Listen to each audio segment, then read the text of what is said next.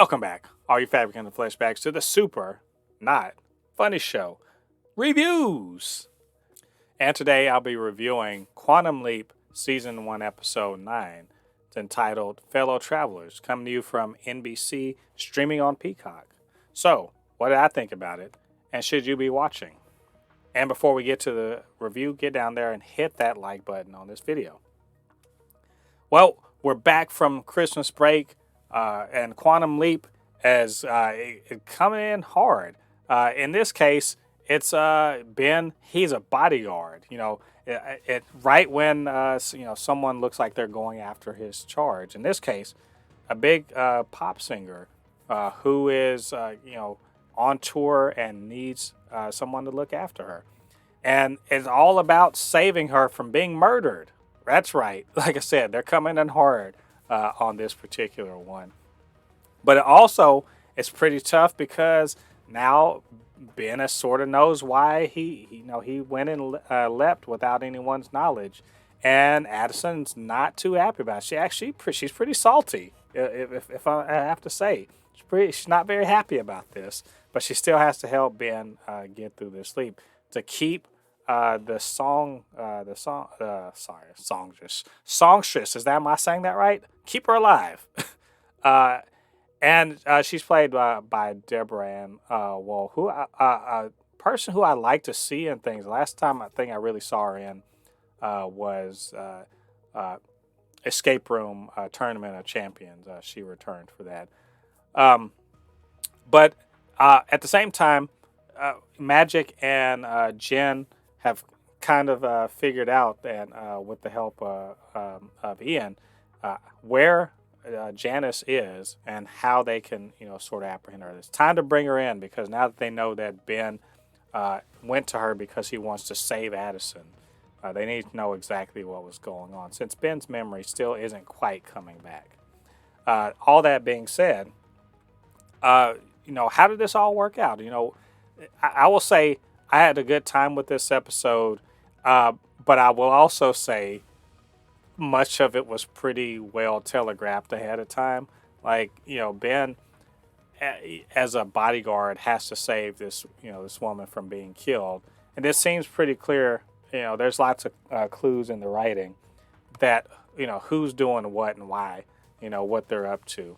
Like, they try to, tell you, oh, well, the singer, she's singer Carly, her sister Jamie is a drug addict and she's terrible and all this other stuff, and she might be she is the one that's convicted of killing her, and that's why he's got. And Ben's just like, is that what really happened? And especially when you actually meet the sister, it feels pretty clear that she didn't kill anybody. That in fact it's kind of a setup. And I literally said that. I'm like, okay, she was set up. That's not really what happened. Like, literally, as soon as we saw her, I'm like, okay. And it kind of plays out like that. So if you've seen, mysteries like this, it's not much mystery. Even when you find out who the actual killer is and what they're up to, it doesn't strike you as particularly, surprising. So what's the strength of that? The strength of that story is that the fact that Raymond Lee as Ben's song is really good at just being, an empathetic, an intuitive, person who kind of, even without knowing what's going on, without the help of Addison early on, still sort of learns to navigate the situation and to get to the heart of what he's trying to do. How and to.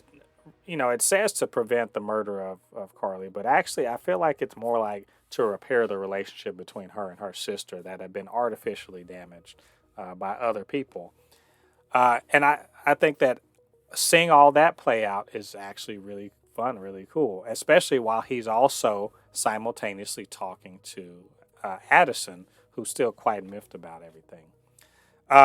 And so, watching it all play out, as he, is sort of talking to her about, forgiveness and doing what you have to do and making mistakes and not, trying to make up for them and so forth. It's all quite nice. On the outside, you have Jen who confronts Janice and tracks her down and everything. That's all quite nice, but it's just it's just a little bit of monologuing or quick dialogue. Nothing really major is revealed or anything like that, except she does home the point that why would Ben go to her and not to them if they all had all of the resources and they trusted each other and everything like that. Why would they why would he not uh, help use them if he wants to save Addison? It's a good question, and I think we're gonna definitely find out more in the next upcoming few episodes. And the only thing I'll say about this part is that it's not enough. Like, I would love a little more balance on the outside and the inside world of what's going on in the show. More magic, more Jen, definitely more Ian. Ian, Mason Park, criminally underused in this episode. Need far more, of them in the show. So I hope we'll see more. But overall, I do like. Also want to say that like Caitlin Bassett as Addison, I really really like her on this show. I think she's doing a great job as Addison, and seeing her and Ben sort of have their moments in the episode, really really made it quite enjoyable. But that like I said, the actual mystery and all that, not particularly mysterious. It was well played and everything, but not very quite predictable actually. But that being said, still fun to watch. So a good return. I am glad that the show's back on, and I'm glad that they got renewed for a second season over the break. Really happy to hear that. So all in all, I'm quite satisfied. But anyway, what do you guys think about this episode? What do you think about what I had to say? Get down to the comment section, leave your thoughts there. Of course, you can always hit me up, supernotfunnyshow@gmail.com or at supernotfunnys1 on Twitter. And don't forget to get down there, hit the like button, subscribe, hit the notification bell. All that good stuff helps with the algorithm, so more people see these videos and helps grow the channel. And I really appreciate that. All right, all you Fabricants and Fleshbags, thanks for joining me. Come back next week. We're going to be talking about episode 10 of Quantum Leap. Until then, I've been Mo De Poupée, resident fabricant and comic extraordinaire on all things pop culture. And I'll see you guys on the other side of the thread. Peace.